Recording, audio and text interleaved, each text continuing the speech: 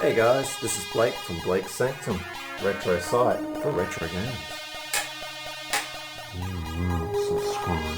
Welcome to a special bonus episode in my website and video series covering classic Civilization genre games like Colonization, Master of Magic, Test of Time, Alpha Centauri, Call to Power, and of course the Civ series itself. In these bonus videos, I'll be touring some of the awesome fan games and my favourite scenarios and mods for all these games, as well as my own personal mods, while also trying to sneakily play as the barbarians via hacks or cheats. In my main series, I show you how to play these great old games in HD using either special versions, tricks or mods. Check out the playlist link up top or in the video description and comments below to see the other episodes. Hey guys, welcome to another bonus episode in my big Civ series where I'm trying to play each of the classic Civ games in HD and also play as the barbarians and also try out some of their cool mods and scenarios. While in this case, it's a special bonus video covering the two most interesting and different console ports of Civilization 1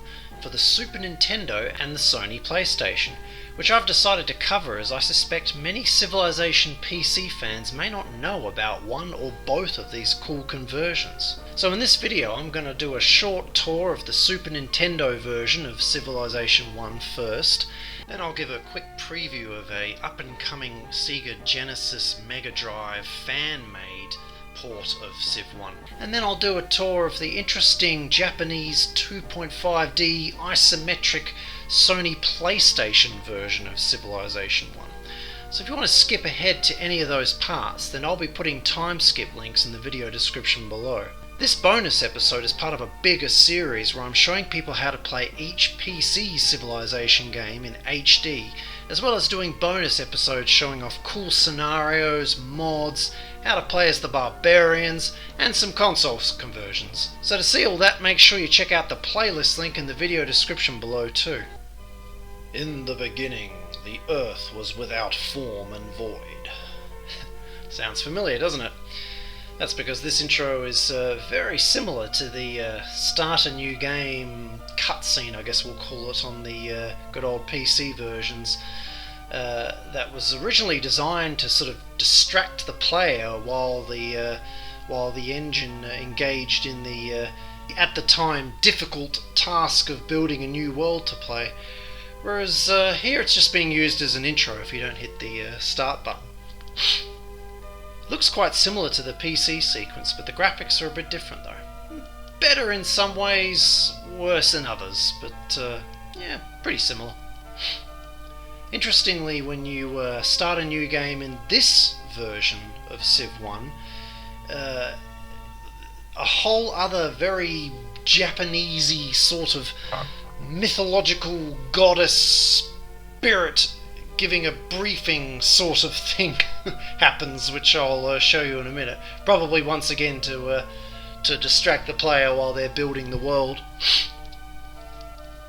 Now soon, once this finishes playing, I'll be showing you how the SNES version has a number of interesting changes to it, such as a completely overhauled graphics in all areas, including interface, and the tile set is very it's a different sort of cartoonish look and very green and lively looking, which I think is why some fans prefer that look even to the PC versions, which is why it'd be really cool if the import tools in Honza's DOS graphics mod for Civilization for Windows, which I cover in my main tour video, if his tool sets could be used to import the SNES graphics over to the PC version, that would be very cool.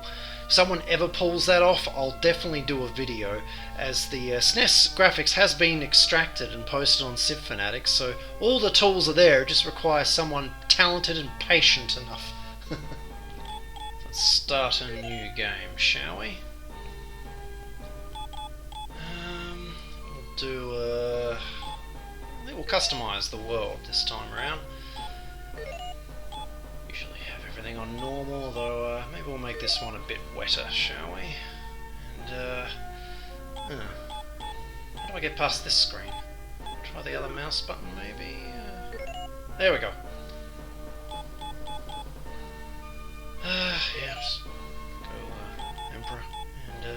7 civs, it's all very familiar.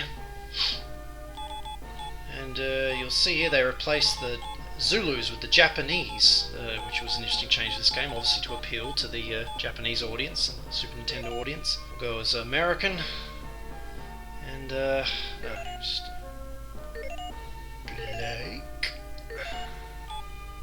Oops.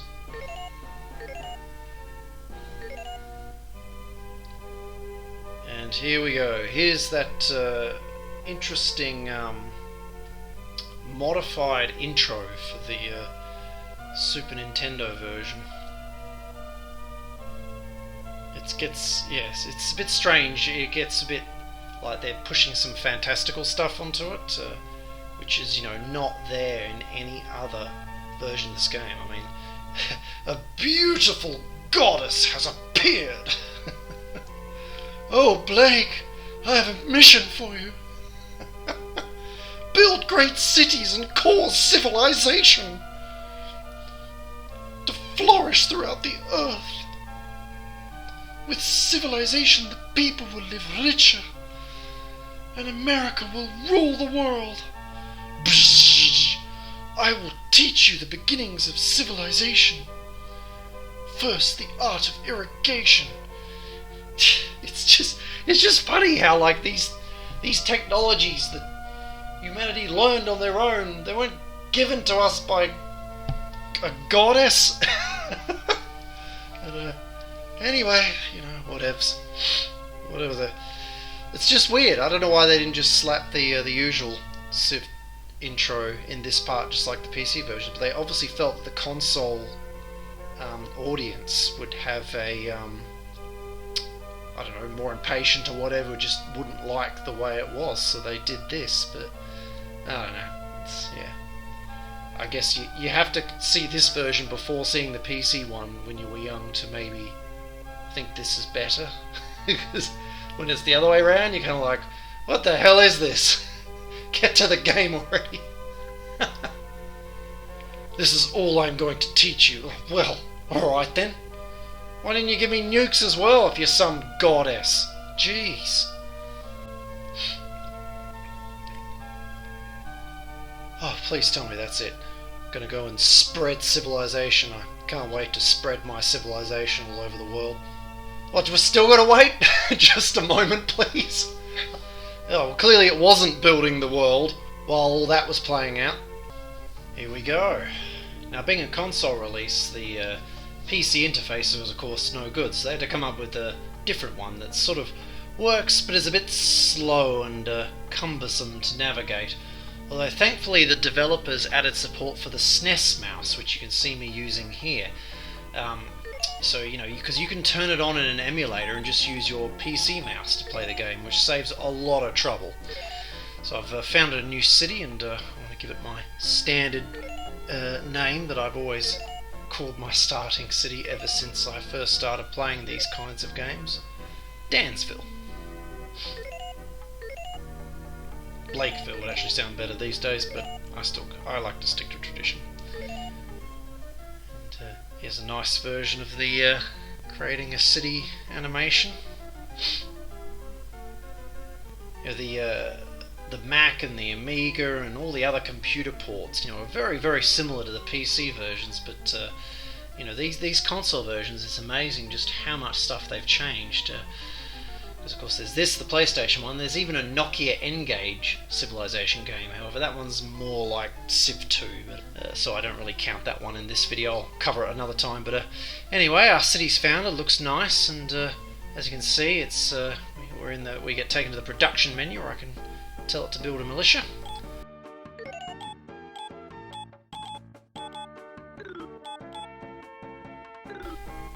And it looks like we were given 2 settlers to start with, so if I click on it I get a choice between the city and the unit command menu, which then allows me to get to the move menu, which then allows me to move it. So you can imagine moving units is quite tedious in this version, unfortunately, even with a mouse.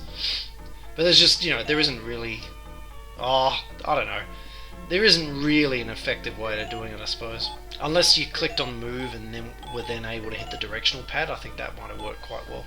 But anyway, we can't really see much here, so let's load up a save game. Here's a game I played quite a few years ago now, where I pretty much got to modern tech. So I don't think I quite finished the game. I think I just absolutely had enough of the of all the the cumbersome interface. As you can see, I colonised up into Canada, and I don't think that's quite where Detroit is. This is back when I didn't care about what the city names were, and I just went with whatever orders Civ gave me. Whereas these days I actually try to put them in their correct locations. I get all OCD about it. Down south it's fairly uncolonised. Graphics are quite pretty. You can see why people like them. Looks quite nice. Whereas I find the irrigation and railway stuff is not quite as good in this version. I can't quite remember how much I explored. Oh yeah, so I did a little lap around Australia from the looks of things. I think I was going to colonise that next. It's normally what I try to do in my Earth games, so I normally play as the Americans, colonise all North America, and then I head for Australia. Sometimes I take South America too, depends what mood I'm in.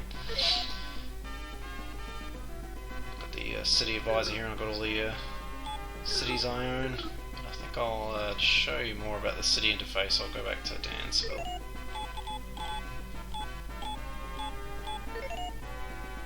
See the farming area is pretty much the same as the PC version, except it has its own screen. And the production, of course, you've seen before, and of course that's where you sell your buildings to if you want. And this, of course, is everyone garrisoned in there. Of course, this is all in one screen in the PC version, but you got to go to all these separate screens in this one. I like this one though, even though it takes forever to load. The View City screen. It's nice graphics, isn't it? Yeah, I've done a pretty good job with that one. It's quite different. You can tell a bunch of Asian artists have taken Western art and sort of modified it a bit, but still kept it a sort of a Western look. You can just tell that Asian sort of paint style. I've got the happiness area, and yeah, that's how you manage your cities. And there's obviously all the advisors as well, and of course you can launch a spaceship in this one. And there's no scenarios that I can see. It looks like you've just got the sandbox game with the option of the Earth map. The music's pretty cool too. Reminds me of playing the SNES Final Fantasies back in the day, and although it does get a bit repetitive after a few hours. But all in all, it's a pretty darn good port. Would you believe there's even a fan working on a Sega Genesis Megadrive version, heavily inspired by this Super Nintendo game, which I would love to add to my Sega homebrew collection, so I hope it gets finished one day. I don't think there's much AI activity yet, so the author recommends you play hot seat multiplayer on it. But it's looking really good, as it has a lot of the graphics and animation fully functioning from the Super Nintendo version. But anyway, yeah, so I think that's it for this Super Nintendo version. Let's switch over to the PlayStation one, because that's where things get really different.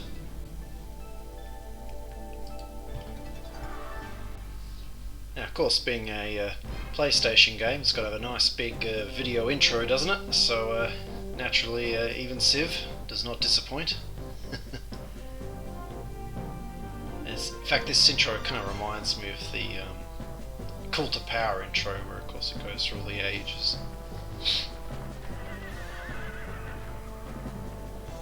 Settlers in the Wild West.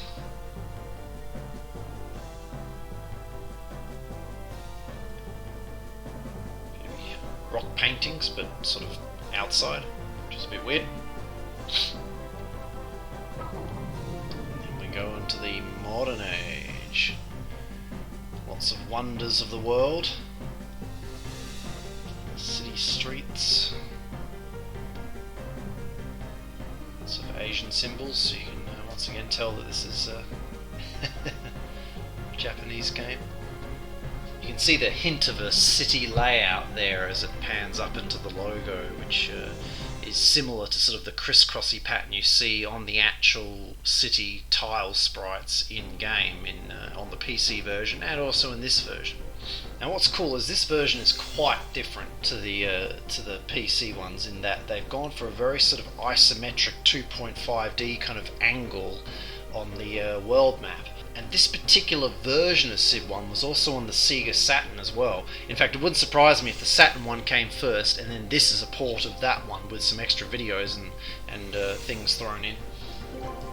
And as you can no doubt see on this main menu, it is in Japanese, and sadly there was no Western release of this. So I actually had to have this imported from Japan to add to my PlayStation collection. And I was able to bag a really nice condition copy, good price. But because these versions were Japanese, a lot of people out there probably don't even know this exists. That's why I wanted to show you guys what it looks like in the video. It says Microprose there, but the port was mainly done by, I don't know how to pronounce it, but ASMIK, ASMIC, I don't know.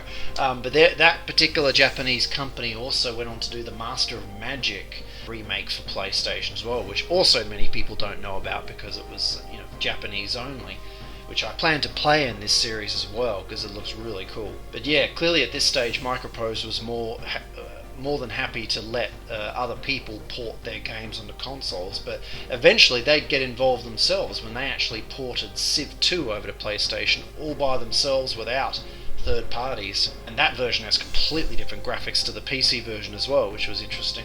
Now, I believe the bottom option is a Earth map, while the top one is generate random world. So I might go Earth this time. Not easy to figure out, as the translator really struggles because of all the Egyptian characters behind the Japanese. Alright, so this is the difficulty levels. I managed to work that out without a translator.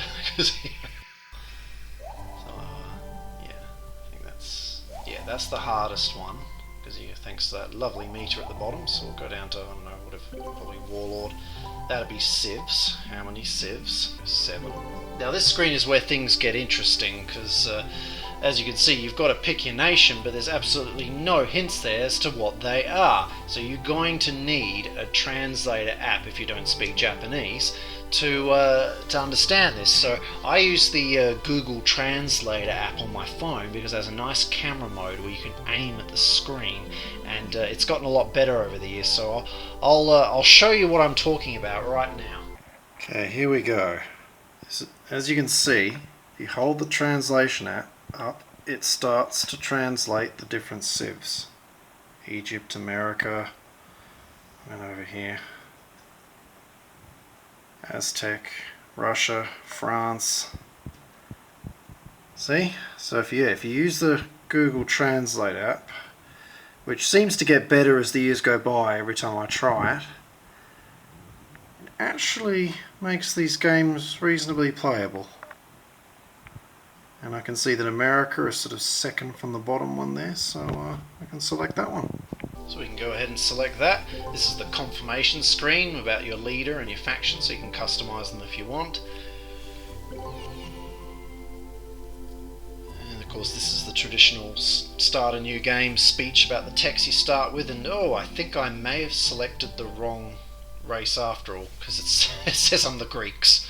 According to it's mentioning Greeks in the translation amongst all the other gibberish about me getting, I don't know, pottery and things and irrigation and stuff. But anyway, here we go. Look at this. This looks a bit different to what we're used to, doesn't it? So this is Civ 1 in almost 2.5D isometric. It's not quite, is it? I suppose it's almost.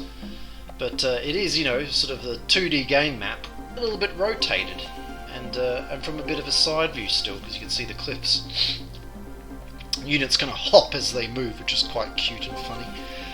But let's see now. Yeah, I know that the top ones move. I know that the second one, I haven't quite figured that one out yet. But the third one is definitely build city. Unfortunately, the translator app likes to read that side menu vertically. Now that says build city, yes, no. So let's go with yes. And naming it is. With their Master of Magic conversion, they actually allowed English text, which was kind of cool, but I don't think that's in this one, so I'm just going to have to leave it as is. I think, according to the Japanese characters, I think that's Athens in Japanese characters. Definitely the Greeks.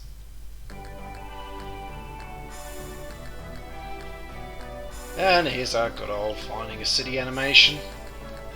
Looks a little bit nicer than the Super Nintendo and probably the PC version too. It's quite good. Oh, there we go. There's our capital. Interesting architecture, especially next to those tents. And of course this was where things get interesting, although playing the Super Nintendo version is good training for this. So holding up the translator thing, you can see that the highlighted option is to change what I'm building, and then at the bottom it's got stuff about units and then the different sections. It appears to be just like the Super Nintendo version where all the different sections of the city screen are divided up into farming and production and all that kind of stuff. But let's have a look at what we're building. Thank God for the pictures. Although the app's telling me that's militia and phalanx, so we'll go with a militia. As you can see, notice how it's the sort of this PC city layout, but just, you know, switched around isometric, which looks a bit funny. They probably should have actually put a proper vertical city rising out of the square there, but anyway. Oh god, this is the tech thing where you got to choose your technology, and of course they're all in Japanese, but I can kind of see what they are thanks to the app. Lore and iron, pottery, and a few things there. Nice music. Doesn't really matter. I'll just, yeah. Oh, mysticism's there too.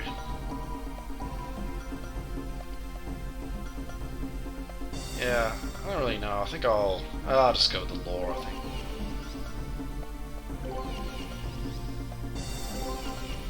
There's not really anything to do now until that militia arrives, so I'm just going to keep hitting end of turn.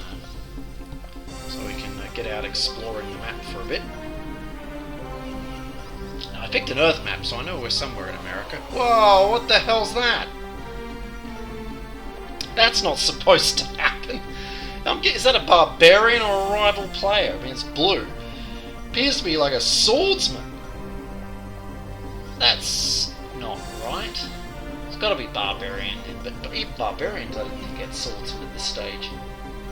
So, oh man, what do I do now? That's a bit of a problem. I'm actually not even sure how to attack people.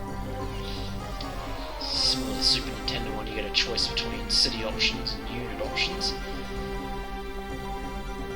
And it's not letting me move onto his square, so the movement thing does not substitute for an attack, so obviously I have to pick something else in the menu.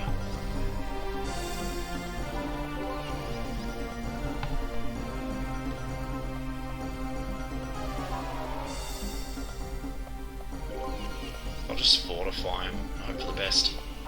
No. Wow, he killed me. Wow, game over. Good thing I've got a save game from earlier to show you guys. That shouldn't happen. You're supposed to be protected from that. That's terrible.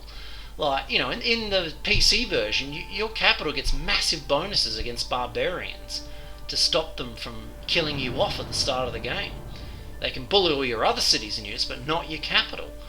That's insane. Cool video though. Oh well, I'll load a save game now. So here's a save game I prepared earlier for you guys where I didn't die. That was ridiculous, but I'm afraid I don't have a late game save, as I haven't, you know, seriously played this one, mainly because of course it has all the, you know, limitations of the Super Nintendo one, but now I can't read the language properly, so you know, it just makes it more trouble than it's probably worth. But I will play the Master of Magic one though, because that's going to be a fascinating experience. It's heaps different, that one, but I'll show you guys that one in a separate video. But anyway, I'm moving around and stepped on a hut, and that appears to be 50 gold. I can tell that without a translator, which is good. I like how the clouds roll over the map as well. Quite a nice effect, isn't it? They also do that in the Master of Magic one too, which I like. Nice terrain tile set as well. Although there's no rustering on it. You notice that? How each square has a sharp, nasty edge? That's a bit disappointing. Because they've got beautiful, you know, river and seaside edges. Hill edges look good, but yet you look at between the plains and the grassland and it's... ugh. Doesn't seem to be much else going on around here. No barbarians or people trying to kill me. It's, yeah, it's quite pretty. Looks like I missed a hut down there as well. My bad. Found the west coast of America. So my capital must be near the Mississippi. Shall I have another look at the capital? I'll have a look at the those bottom areas. I Can't tell. Yeah, I'm not really sure. That's something to do with units. Maybe units supported. But the bottom areas you've got your people, your map locations and show supported units. And of course you got your lovely city view. That looks really nice. And that'll be renamed city. Yeah. And of course buried in all those menus that we can't read, of course, all your advisors and the text, and no doubt a spaceship eventually as well. But yeah, I think I'll leave it there, guys. I hope you've enjoyed this video tour of the Super Nintendo and PlayStation versions of Civilization 1 and seen how, you know, different and unique they are in the experience they give. And anyway, I hope you guys have enjoyed this alternative take on Civilization, and I hope you stick around and check out the playlist for this series, as I'm doing lots of other cool videos. I'm looking at every single Civilization game, how to play them in HD, some of the best scenarios for them. I'm going to try to play as the barbarians in each one of them, and you know, not just the Civ games, but I'm also looking at all the spin-offs like Colonization, Master of Magic, Alpha Centauri, the Call to Powers. I'm looking at fan games as well, like Free Civ and Free Col. You know, looking at I'm also making some of my own mods that I plan to cover. So I'm doing a lot of stuff in this series, and you know, it's going to be absolutely massive. So I hope you guys check out the other videos as they get added to the playlist. That's it for me for now. Bye.